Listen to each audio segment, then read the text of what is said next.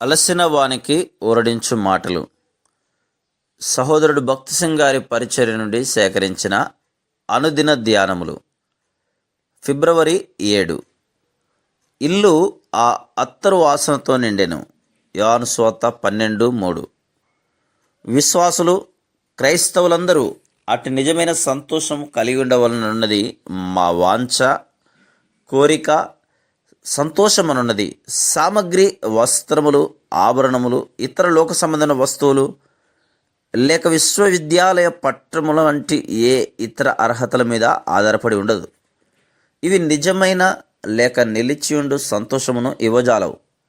నిజమైన సంతోషం యేసుక్రీస్తు ప్రభుతో మన వ్యక్తిగత సంబంధం మరియు దేవుని వాక్యమును మనం ఎంతవరకు గణపరిచి దానికి లోబడుచున్నామని దానిపై ఆధారపడి ఉండును. సాధారణంగా అనేక సంతోషకరమైన గృహములను చూడలేకపోతున్నాం. మనం ఎక్కువగా విచారముతోనున్న గృహములనే చూస్తున్నాం. వారు విచారంగా ఉండటం కారణం వారు దేవుని వాక్యమును గణపరచరు, దాని యొద్ద విచారించరు, దానికి లోబడరు. ఇప్పుడు దేవుని వాక్యము నుండి సంతోషకరమైన గృహము ఎట్లు సాధ్యపడునో చూచుదుము. కనుక దేవుడు జతపరిచిన వారిని మనుష్యుడు వేరుపరచకూడదు.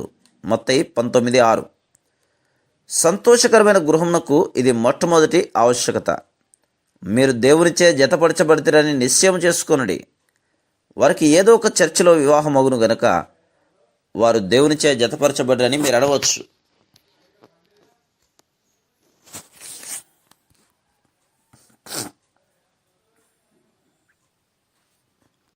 వారందరూ ముఖ్యముగా దేవునిచే జతపరచబడితేరని అర్థం కాదు.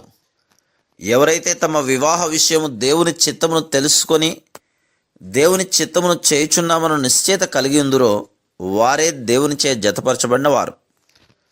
దేవుని ఆత్మచేత ఎందరూ నడిపింపబడుదురో వారందరూ దేవుని కుమారులై ఉందురు అని దేవుని వాక్యం చెబుతున్నది.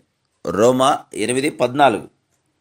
విశ్వాసి యొక్క అత్యున్నతమైన ఆధిక్యత ఏమనగా దేవుని చిత్తమును ఎరిగి దాని చేయుటయే అని గ్రహించుచున్నాం. ఈ సంతోషముతో పోల్చదగిన మరి ఏ ఇతర సంతోషమైనను కలదేమో నేను ఎరుగను.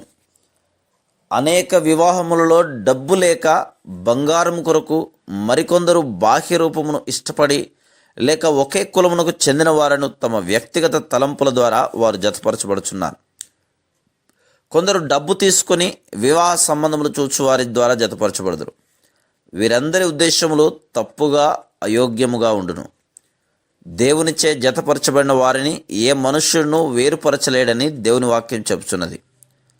విశ్వాసులు తాము వివాహమునకు ఒప్పుకొనుటకు ముందు దేవుని సముఖమును వెదికి దేవుని చిత్తమును కనుగొను ఆధిక్యత కలిగి ఉన్నారు.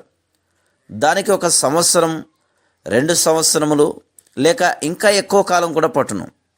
వివాహ సమయమున పాలిభాగస్తులను నిర్ణయించు విషయం దేవునికి అప్పగించవలను. మనం దేవునికి బోధించనక్కర్లేదు. సాధ్యమైనంత వరకు లేఖనము యొక్క నడిపింపు కొరకు వేచియుండుట శ్రేష్టము. ఇందు నిమిత్తము మీరు అవివేకులు కాక ప్రభు యొక్క చిత్తమేమిటో గ్రహించుకొనుడి. ఎఫెసీ 5:17. మరియు ఉత్తమమును, అనుకూలమును, సంపూర్ణమునయున్న దేవుని చిత్తమేదో పరీక్షించి తెలుసుకొనుడి. రోమా 12:2. తిరిగి జన్మించిన వారియందు పరిశుద్ధాత్మ నివసించును. నా చిత్తము కాదు గాని నీ చిత్తమే ప్రభువా, నీ చిత్తమును సంతోషముగా అంగీకరించెదను, దయచేసి నాతో మాట్లాడుము అని పరిశుద్ధాత్మ ద్వారా వారు చెప్పగలుగుదురు. Praise the lord.